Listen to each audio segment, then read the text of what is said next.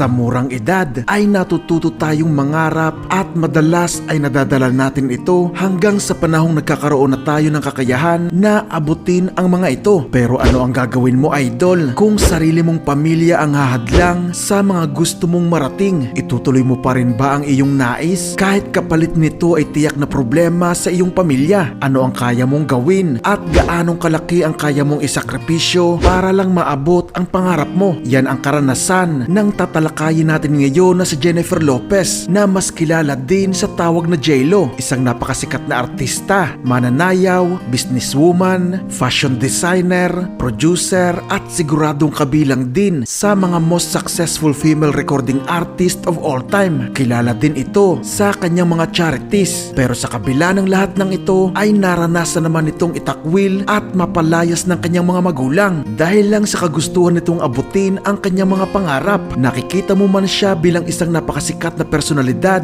isang babaeng may napakagandang katawan, boses, galing sa pagsasayaw at maging sa pag-arte, ay natatago naman sa likod ng bawat ngiti nito ang hindi mabilang na kabiguan at mga pagsubok. Halika at ating mas kilalanin si Jennifer Lopez. Alamin natin ang kwento ng kanyang tagumpay at kasikatan, ang pagbagsak nito at pagkakalugmok at kung ano na nga ba ang nangyari sa kanya.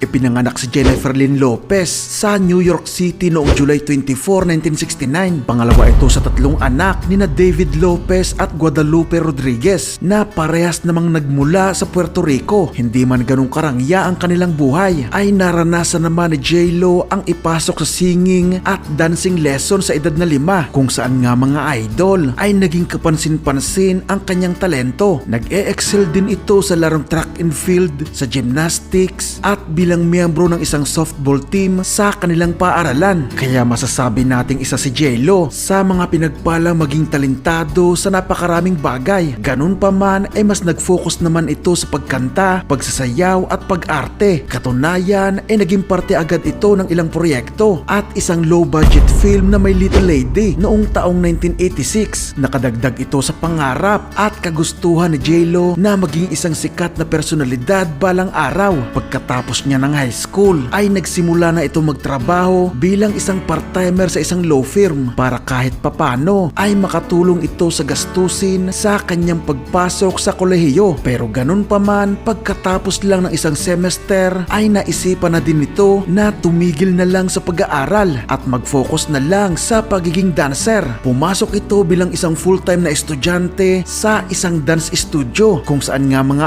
idol dito niya naranasang matulog ng ilang buwan matapos siyang palayasin sa kanilang bahay ng kanyang ina dahil sa naging desisyon nito na mas piliing maging dancer kaysa tapusin ang pag-aaral. Nabigo man niya ang pangarap ng kanyang ina para sa kanya, patuloy namang nanindigan si Jennifer Lopez na abutin ang kanyang ninanais. Nagsimula ito magkaroon ng karera noong taong 1989 noong maging bahagi ito ng Golden Musicals o Broadway, kung saan nga mga idol ay nakasama siya dito sa 5 buwang tour sa Europa. Naging backup dancer din ito ng iba't ibang mga sikat na recording artist noon tulad nina MC Hammer, New Kids on the Block at iba pa. Sa isang audition ay napansin si J-Lo ng choreographer na si Rosie Perez dahil taglay umano nito ang quality ng isang star. Bukod kasi sa talento at angking ganda ni J-Lo ay sobrang professional at sipag din ito. Hindi umano ito kailanman nagreklamo kahit anong pagod at hirap sa pag-iinsayo. Nananatili itong nakafocus para mag-improve at matuto. Dahil dito ay nakuha ni J-Lo ang pwesto bilang isa sa mga miyembro ng dance group na Fly Girl na para naman sa isang comedy television series na In Living Color. Ito ang naging isa sa pinakamalaking break sa karera ni J-Lo. Unti-unti niya nang naaabot ang kanyang gustong marating dahil dito ay lalo itong nagnais na mas pagyamanin pa kung ano man ang kakayahan na mayroon siya. Sa halip na magpahinga ito tuwing gabi ay naisipan pa nitong nitong pumasok sa isang acting lesson. Samantala, dahil naging patok na rin ang kanilang grupo na Fly Girl, ay naisipan pa ng Virgin Records na isign ang mga ito at gawing pangtapat sa sobrang sikat noon na Spice Girls. Pero nagkaroon ito ng problema at hindi na natuloy pa. Nasundan na ito ng pag-alis ni J-Lo sa grupo at naging backup dancer pa ni Janet Jackson sa isa nitong music video. Pagkatapos nito mga idol, ay naimbitahan pang muli si J-Lo para samahan si Janet sa noon ay parating nito na world tour. Pero tumanggi na dito si J-Lo dahil mas pinili na lang nitong mag-focus sa kanyang karera sa pag-arte. Unti-unti ay nagkaroon nga ito ng bahagi sa iba't ibang pelikula, mapa-extra man yan o supporting role ay hindi niya ito tinatanggihan. At hindi rin naman nagtagal ay napansin na rin naman ang kanyang galing sa pag-arte. Nabigyan din siya agad ng pagkakataon na pagbidahan ang mga pelikulang Money Train noong 1995, Blood and Wine,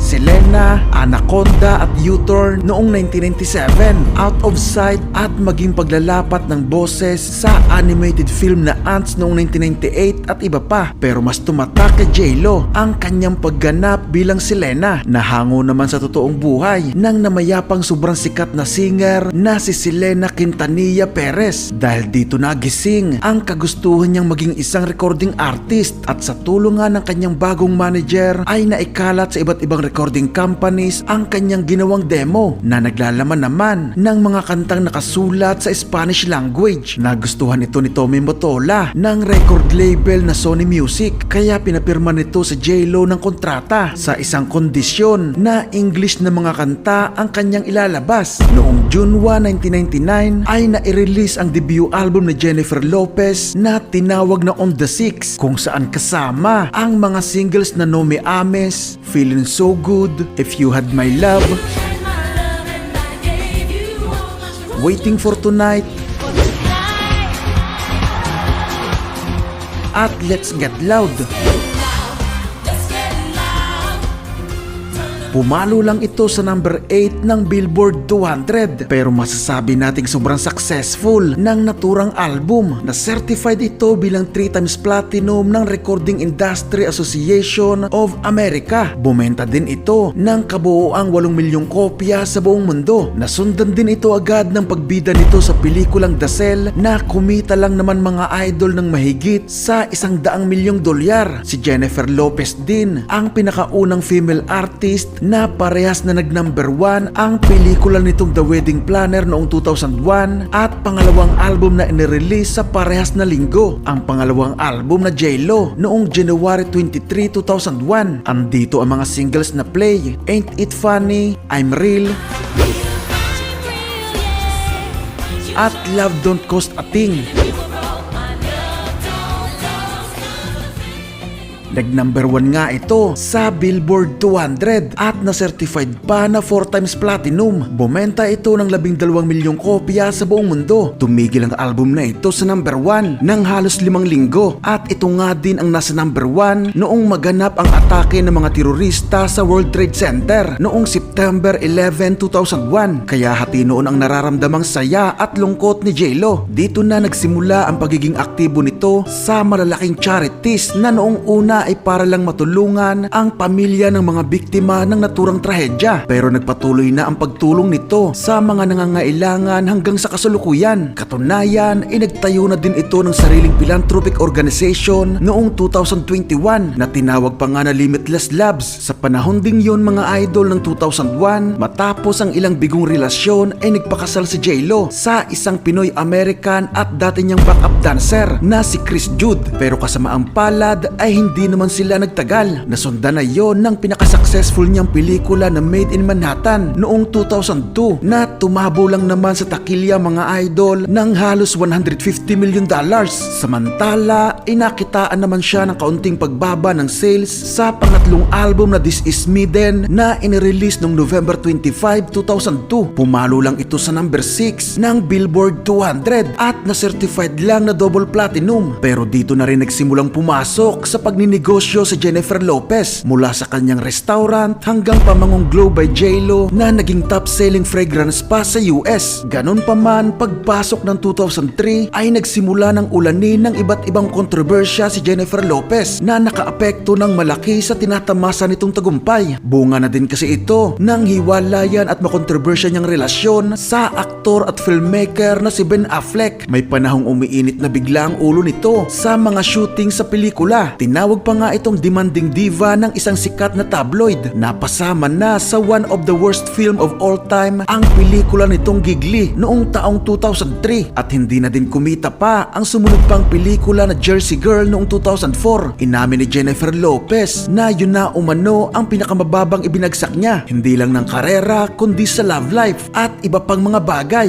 Marami umano siya naging kilos o desisyon na sumira sa kanya. Sa loob ng 2 taong pagkakalugmok ay nabigyan pa ito ng pagkakataong makabalik noong natutunan niyang itama ang kanyang sarili at mga pagkakamali. Siya ang ginawang mukha noon ng Louis Vuitton sa ginawa ng mga itong advertising campaign. Tapos sinabayan pa ito ni J.Lo ng paglalabas ng panibagong fashion label na Sweet Face. Naging successful na din muli ang mga pelikulang pinagbibidahan nito at nakasal na din ito sa parehas niyang singer at artistang si Marc Anthony. Kung baga mga idol ay hindi lang siya bumalik kundi parang lumipad pa ito sa itaas ng katanyagan. Pero ang problema ay hindi pa natin dito makikita ang kanyang happy ending dahil mula sa album niyang Rebirth noong February 23, 2005 ay muli na namang bumulusok pababa ang karera at katanyagan nito. Bumagsak na naman ang bawat pagbidahan nitong pelikula at kahit nag-release pa ito ng 2 studio album noong 2007 na Como Ama Una Mujer at pang-6 na studio album na Brave ay lalo lang ito nagpakita ng sobrang pagbagsak ng kanyang popularidad. Kung may maganda mang kaisa-isang nangyari noong panahon na yon mga idol ay ang pagkakaroon nito ng kambal na anak noong 2008 pero tuluyan na muna itong nagpahinga at nawala sa mata ng publiko sa loob ng 1 taon dahil kahit anong proyekto ang gawin niya ay hindi na sinusuportahan ng masa. Damay pa mga idol kahit ang kanyang mga negosyo. Napilitan na din siyang isara noong panahon na yon ang kanyang restaurant at 2 fashion lines. Muli itong sumubok na makabalik noong 2009. Nag-release ito ng 2 single pero bigo na itong makapasok sa kahit anong music chart sa US. Dahil dito mga idol ay nilaglag na siya ng kanyang mga record labels na Sony Music at Epic Records. Nagsunod-sunod pa ang kabiguan ni J.Lo at dumating pa sa puntong wala na din kumukuha sa kanya sa mga pelikula hanggang isang araw noong 2011 ay kinuha ito bilang judge sa American Idol na naging isang malaking hudyat at pagkakataong makabalik ni J.Lo sa kasikatan. Kasikatan naging dahilan para muli siyang kuhanin at pagkatiwalaan bilang mukha ng malalaking kumpanya tulad ng L'Oreal, Venus at Fiat. Naging patok din ang Jennifer Lopez Collection sa brand na Tommy Hilfiger at sa tulong ng Island Records ay muli itong bumalik sa music scene. Nag-release ito ng album na Love noong April 29, 2011 kung saan nga kabilang ang sobrang sumikat na single na On the Floor at Papi. Muli itong nagkaroon ng heartbreak sa paghihiwalay nila ni Marc Anthony noong 2012 pero hindi na naapektuhan nito ang muling pag-angat ng nag-iisang Jennifer Lopez mula sa albums, pelikula, kabi-kabilang business at kung ano-ano pang projects ay masasabi nating isa si J.Lo sa mga sobrang successful pa rin sa mga larangan na yan hanggang sa kasalukuyan. Muling nagkabalikan si Jennifer Lopez at ang ex nitong si Ben Affleck at ikinasal ang dalawa noong July 16, 2022. May hinihintay din tayong release ng pang-9 na album nito na may pangalang This Is Me Now na nakatakdang ilabas ngayong 2023. Kung isasama natin ito ay mayroon na siyang 9 na studio albums, 3 compilation albums, 1 extended play, 65 singles, 1 soundtrack album, 1 remix album, 5 charity singles at 12 promotional singles. Tinatayang nakapagbenta ito ng mahigit sa 80 milyong records at 15 billion na streams sa buong mundo. ito. At ayon sa halos lahat ng website na tiningnan ko na kasama nga ang Yahoo at CelebrityNetwork.com mayroon umanong net worth si Jennifer Lopez nang nakakahilong mahigit sa 400 milyong dolyar. Sobrang dami ng hindi natin natalakay sa kanyang karera na hindi na nakapagtataka mga idol dahil ang katulad ni Jennifer Lopez ay tila ba isang robot na hindi yata nakakaramdam ng pagod. Yung tipong nakakaya niyang gumawa ng ilang pelikula, albums, tours at kabi-kabilang projects ng sabay-sabay sa loob ng isang taon. Kasabay pa niyan ang napakarami niyang business at charity works. Siya ang isa sa mga patunay na hindi lang ganda at talento ang kailangan natin para magtagumpay sa buhay. Kailangan talagang sabayan ng sipag, pagsisikap at matinding dedikasyon. Kailangang matuto tayo sa mga pagkakamali at tumayo ng mas matalino at mas malakas sa bawat pagbagsak at anumang pagsubok na ibato sa iyo ng buhay. Sana'y hindi lang talento, ganda ng mga awitin, mukha at katawan ni J-Lo ang ating maalala, kundi pati na rin ang magagandang aral ng buhay at katangiang mapupulot natin sa kanya. Kaya bago tayo sumuko at magreklamo sa problemang kinakaharap ngayon, itanong mo ito sa sarili mo. Ginawa mo na ba ang lahat o baka naman sumusuko ka na agad dahil yun lang ang mas madaling gawin?